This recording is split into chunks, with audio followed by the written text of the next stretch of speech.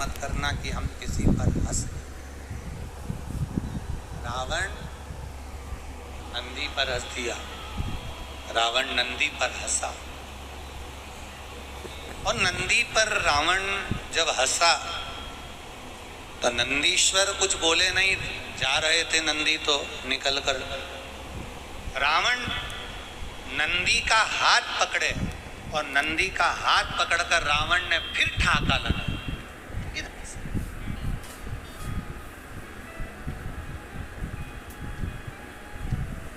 रावण फिर हंस। अब नंदी का हाथ पकड़ा हुआ है, रावण नंदी का हाथ पकड़ा और ठाका लगा कर हंस रहा। तब नंदी को थोड़ा सा क्रोध आया। नंदी को बेटा 10 मिनट, जब फिर नंदी को क्रोध आया। अब नंदी को जब क्रोध आया तो नंदी ने तुरंत लंकाधिपति रावण को देखा और रावण को देखकर कहा, लंकेश, ब्राह्मण होकर, विद्वान होकर, ज्ञानवान होकर, धनपति होकर, सत्तापति वैभवपति होकर तुम मेरे ऊपर हंस रहा है।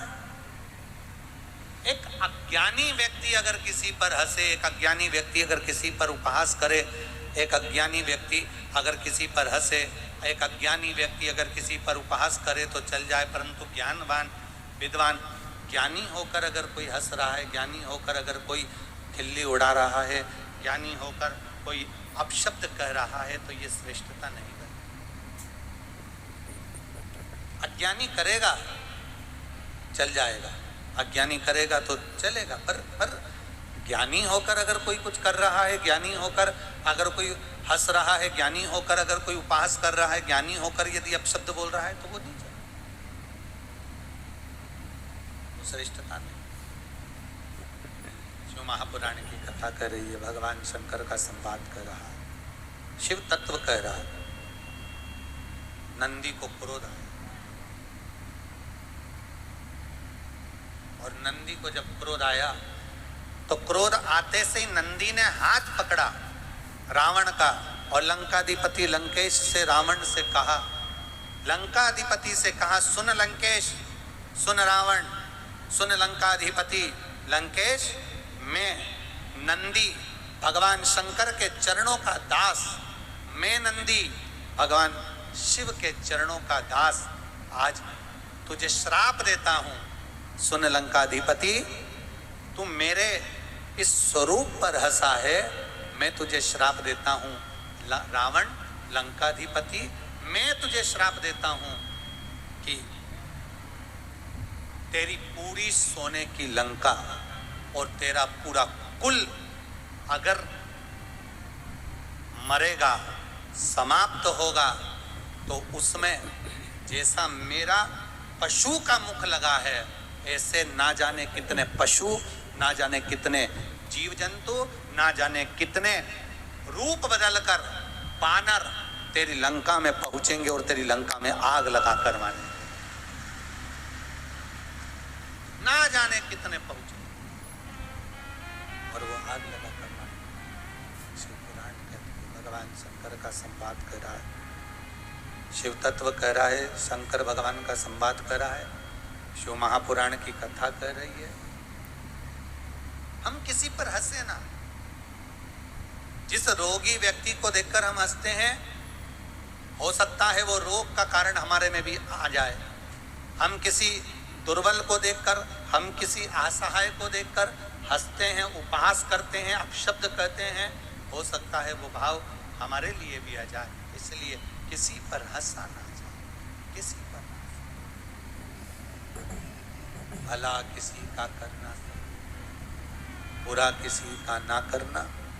फूल नहीं बन सकते तो कांटे बनकर मत रहो। आप अच्छा करने का प्रयास करिए, अपने जीवन को श्रेष्ठ बनाने का प्रयास करिए।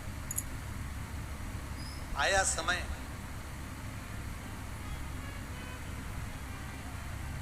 आज शिवरात्रि का दिन था।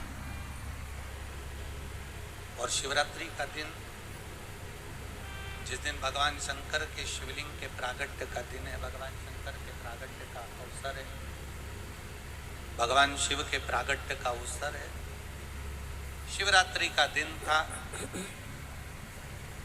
नंदीश्वर ने भगवान शंकर के चरणों का स्मरण और शिव जी का स्मरण कर कर भगवान शंकर के पावन चरणों का स्मरण कर कर नंदी ने शिवरात्रि के दिन भगवान शंकर की सुंदर बेलपत्र के पत्ते पर लाल चंदन का स्पर्श कर भगवान नंदीश्वर, भगवान शिव को एक बेलपत्र समर्पित करते। थोड़ा ध्यान देना आप लोग भी। अगर कोई विषम परिस्थिति हमारे सामने आ जाती है, कोई प्रशासनिक विवाद हमारे सामने आ जाता है, कोई विषम परिस्थिति में जब हम फंस जाते हैं, विषम परिस्थिति में जब हम फंस जाते हैं, विषम परिस्थिति में जब हम आ जाते हैं और विषम परिस्थिति जब हमारे सामने खड़ी हो जाती है, उस समय पर बेलपत्री के मध्य भाग में, बेलपत्री का जो भाग होता है, इस बेलपत्री के मध्य भाग लाल चंदन का थोड़ा सा भाग लाल चंदन का लगाकर देखो। रोली कंकु अलग होता है और लाल चंदन अलग होता है। नहीं तो कई लोग कहें कि रोली कंकु एक ही है, मतलब रोली कंकु और लाल चंदन एक है, तो दोनों में अंतर है। लाल चंदन अलग होगा, रोली कंकु अलग होगा। जैसा पीला चंदन होता है वैसे ही लाल चंदन होता है। जैसे पीले चंदन को अपन घिसते हैं, ऐसा ही लाल चंदन भी घिसा जाता है। आजकल पीला चंदन भी डब्बियों में घिसा हुआ आ जाता है, तो लाल चंदन भी डब्बियों में घिसा हुआ आ जाता है।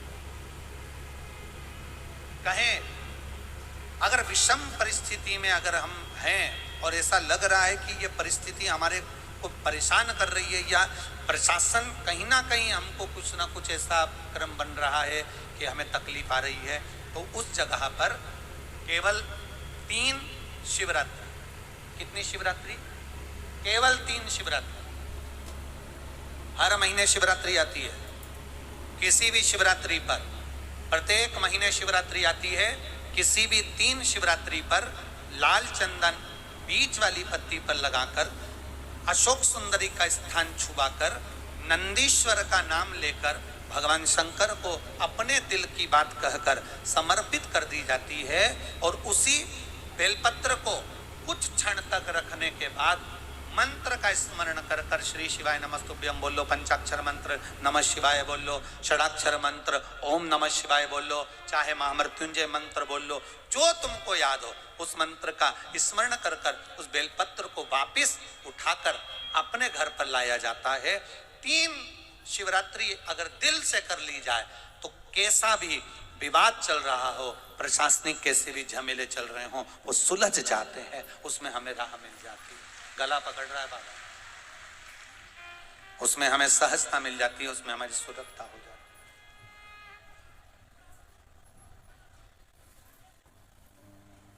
है। एक बेलपत्र नंदीश्वर का नाम स्मरण कर कर चलाओ।